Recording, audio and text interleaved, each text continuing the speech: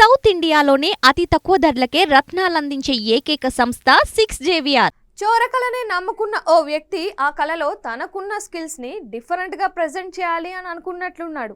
ఇందులో భాగంగా విమాన ప్రయాణికులే లక్ష్యంగా దొంగతనాలు చేయడం ప్రారంభించాడు. అందులోనూ కనెక్టింగ్ ఫ్లైట్స్ ప్రయాణికులపై ప్రత్యేక శ్రద్ధ పెట్టాడు. ఇదే సమయంలో ఒంటరి మహిళలపైన స్పెషల్ ఫోకస్ పెట్టాడు. ఈ క్రమంలో 100 రోజుల్లో సుమారు 200 విమానాల్లో ప్రయాణించి చేతి వాటం చూపించాడు. అవును, ఓ వ్యక్తి 100 రోజుల్లో సుమారు 200 విమానాల్లో పర్యటించాడు. అలా అని పెద్ద బిజినెస్ మ్యాన్ అనుకుంటే పప్పులో కాలేసినట్లే.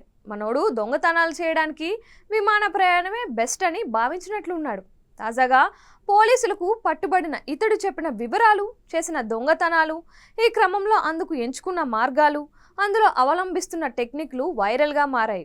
ఇక వివరాల్లోకి వెళ్తే హైదరాబాద్ నుంచి ఢిల్లీ ప్రయాణించిన ఓ మహిళ తన హ్యాండ్ బ్యాగ్ నుంచి సుమారు 7 లక్షల విలువైన ఆభరణాలు పోయాయని పోలీసులను ఆశ్రయించారు. ఇదే క్రమంలో మరో ప్రయాణికుడు సుమారు 20 లక్షలు విలువ చేసే వస్తువులు కనిపించకుండా పోయాయని ఫిర్యాదు చేశారు. ఇదే తరహాలో పలు విమానాశ్రయాల పరిధిలోనూ దొంగతనాలు నమోదయ్యాయి. దీంతో ఈ వ్యవహారంపై సీరియస్గా దృష్టి సారించారు పోలీసులు. ఈ క్రమంలో ఇదంతా ఒక ముఠా పని అయి ఉంటుందని అనుమానించారు. ఈ సమయంలో ఆయా ప్రాంతాల్లో సీసీటీవీ ఫుటేజీలను నిశితంగా పరిశీలించారు.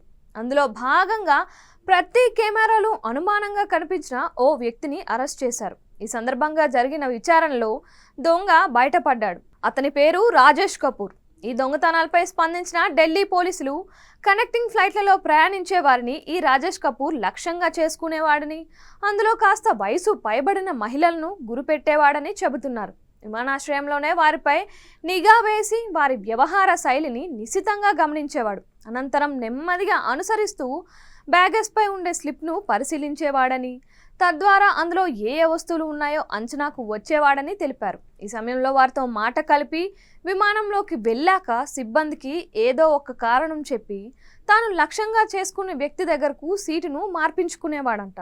ఈ క్రమంలో నెమ్మదిగా లేచి బ్యాగేజ్ను ఏదో సర్దుతున్నట్లు నటిస్తూ తన చేతివాటాన్ని ప్రదర్శించి విలువైన వస్తువులను కొట్టేసేవాడని అంటున్నారు. ఈ క్రమంలో ఇతడిని ఢిల్లీ పహార్గంజ్లో ఉన్న తన గెస్ట్ హౌస్ రిక్కీ డీలక్స్లో అదుపులోకి తీసుకున్నారని తెలుస్తోంది. ఆ ఇంట్లోనే పోలీసులు పెద్ద ఎత్తున బంగారం, వెండి నగలను స్వాధీనం చేసుకున్నారని సమాచారం. వాటిలో ఇప్పటికే కొన్నింటిని పక్క వీధిలో ఉండే నగల వ్యాపారికి అమ్మేసినట్లు చెప్పాడని తెలుస్తుంది.